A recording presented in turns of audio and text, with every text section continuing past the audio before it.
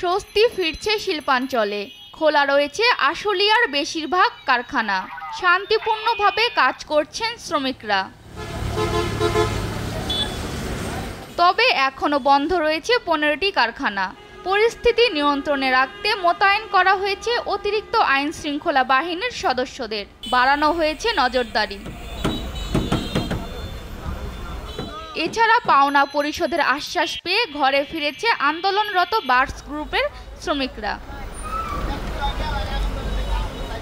এদিকে গাজীপুরেও অধিকাংশ কারখানা চালু রয়েছে। শ্রমিকরা দলে দলে যোগ দিয়েছে কারখানায়। পুরো দমে চলছে উৎপাদন কাজ। আমরা আন্দোলনে যেতে চাচ্ছি না। এই গার্মেন্টস সেক্টর হলো আমাদের সম্পদ, আমরা যেভাবে পারি রক্ষা করতে। আর আমাদের এমপি স্যারের কাছে আমাদের অনুরোধ যে প্রচুর পরিমাণ কাজ আনুক, আমরা এই ফ্যাক্টরিতে ভালো পড়াশোনা করে আমাদের মালিকের সাথে আমরা আগায় যাব এবং দেশকে রক্ষা করব। আমরা চাই না কোনো ঝামেলা হোক, কোনো কিছু হোক, আমরা এগুলো চাই না। আমরা চাই যে সুস্থ একটা সমাজ গড়ুক। আর আমাদের গাজীপুর এলাকায় আমাদের এখানে কোনো সমাজে কোনো প্রবলেম হইতেছে না, কোনো সমস্যা নাই। আমরা একটা সুস্থ দেশ চাই। শ্রমিক আমরা গার্মেন্টসে যারা চাকরি করি এটার উপর আমরা নির্ভরশীল।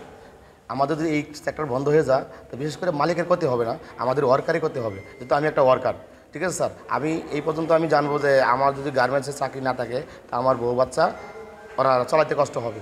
আমি জব করি আমার জন্য, যেন ওই গার্মেন্টস সেক্টর যেন ক্ষতি না করে। মাননীয় যারা সরকারের পদে আছে, উপদেষ্টা পদে আছে যারা, তারা যেন এটার প্রতি 100% গুরুত্ব দেওয়া হয়। এই নিয়ে যেন আমাদের কোনো সমস্যা না করা হয়।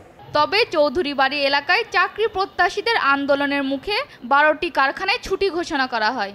মালিক পক্ষ জানান, একটা মহল পোশাক শিল্পে অস্থিরতা তৈরি করতে চায়।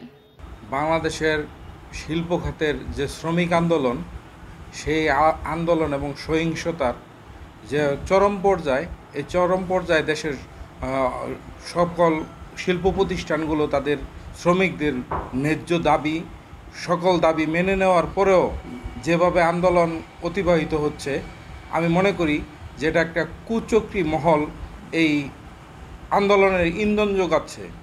তো আমি সরকারের কাছে উদারত আহ্বান জানাবো যে অতি সত্বর এই আন্দোলনকে নস্যাৎ করা এবং এই কুচক্রী মহলকে বের করে তাদের শাস্তি দেওয়া হোক। আর তা না হলে এই দেশের শিল্প খাতকে অতি অল্প সময়ের মধ্যে ধ্বংস করতে, ধ্বংসের ধার প্রান্তে নিয়ে গেছে ওনারা। আজ শিল্পাঞ্চলে অনেকটা স্বাভাবিক কর্ম পরিবেশ কাজ করছে। সালমা জাহান, নিউজ ডেস্ক, দেশ টিভি।